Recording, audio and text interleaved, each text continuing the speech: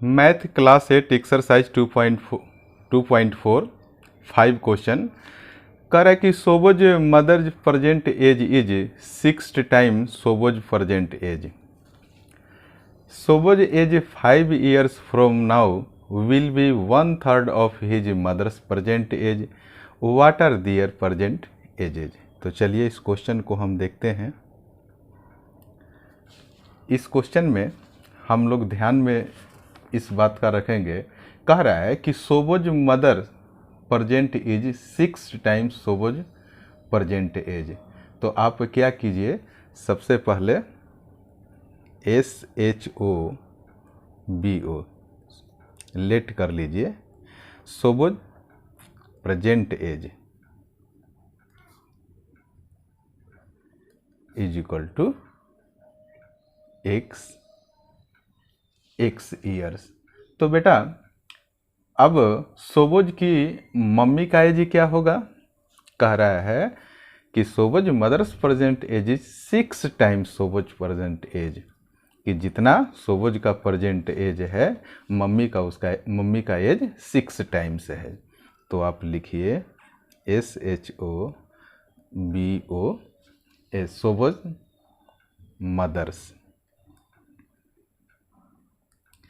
सोबोज mother's present age. तो ये क्या हो जाएगा बेटा, सोबोज का जो प्रेजेंट एज है ना उसका 6 टाइम्स हो जाएगा।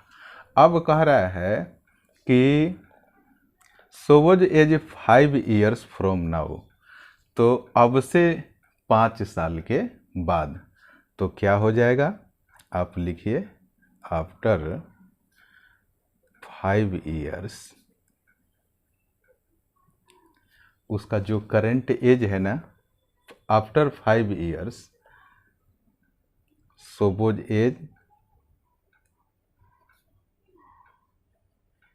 का एज 5 साल के बाद कितना हो जाएगा बेटा, करंट में जो एज है x और उसमें 5 आप जोड़ दीजिए, इतना ईयर्स हो जाएगा। अब हम बेटा लिखेंगे ART अकॉर्डिंग टू क्वेश्चन। तो एक इसमें क्या कह रहा है बेटा, अब आप लोग ध्यान से देखेंगे, कह रहा है कि Shobo's age 5 years from now will be 1/3 of his mother's present age. मम्मी का सोबोज का जो एज है, तो अब 5 साल के बाद सोबोज का एज कितना है बेटा, x + 5। आप लोगों को दिख रहा है ना, थोड़ा सा पेज को और ऊपर करना पड़ेगा।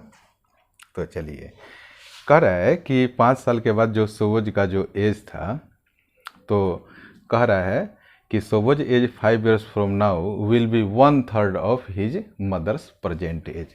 तो मदर्स का एज कितना होगा बेटा, 6x है प्रेजेंट एज, उसका क्या हो जाएगा, कह रहा है कि 1/3 हो जाएगा। तो आप 1/3 कर दीजिए, आप इसे पहले लिख दीजिए या बाद में 1/3 लिख दीजिए, कोई दिक्कत नहीं है।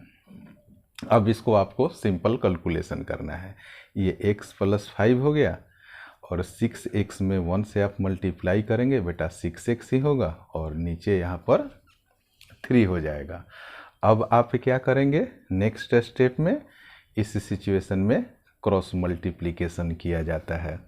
तो चलिए बेटा, नंबर और वेरिएबल जब दोनों साथ में रहता है ना, तो आप ब्रैकेट में ही रखना। जब हम मल्टीप्लाई करेंगे ना बेटा, तो देखिए कैसे, मैं 3 × x + 5 = 6x।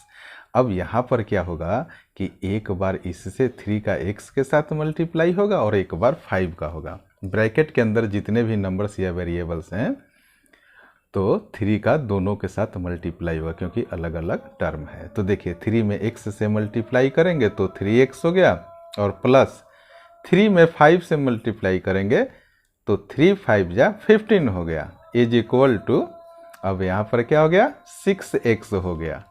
अब आप देखिए बेटा, यहाँ पर ये वेरिएबल पार्ट, ये वेरिएबल पार्ट, तो इन दोनों को एक तरफ रखेंगे। यहाँ पर ये 15 हो गया इज इक्वल टू, और ये 6x, ये 3x बेटा यहाँ प्लस में है ना, जब इक्वल टू के राइट के तरफ जाएगा तो ये माइनस में हो जाएगा।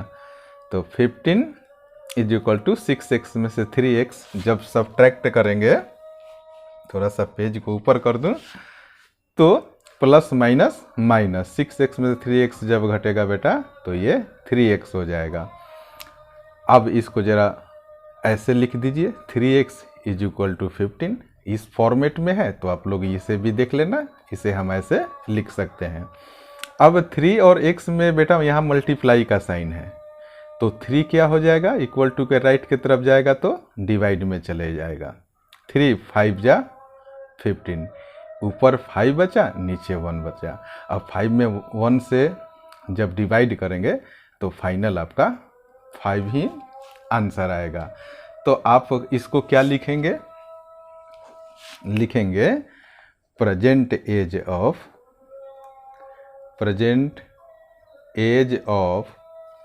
सोबोज इज इक्वल टू कितना था, ऊपर हमने क्या माना था, एग्ज्यूम किया था x, और x का वैल्यू कितना आ गया, 5 ईयर्स हो गया।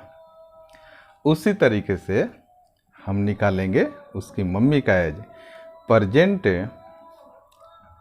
एज ऑफ सोबोज मदर, तो ये कितना हो जाएगा बेटा, मम्मी का एज कितना था,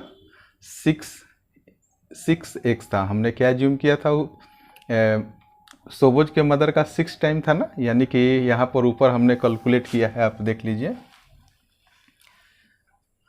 यहाँ पर लिखा है 6x, तो आप नीचे मम्मी का प्रेजेंट एज भी कैलकुलेट कर सकते हैं, ऐसे लिख देंगे 6x, तो 6 लिख दिया और x के जगह पर हम क्या रख देंगे, 5 रख देंगे।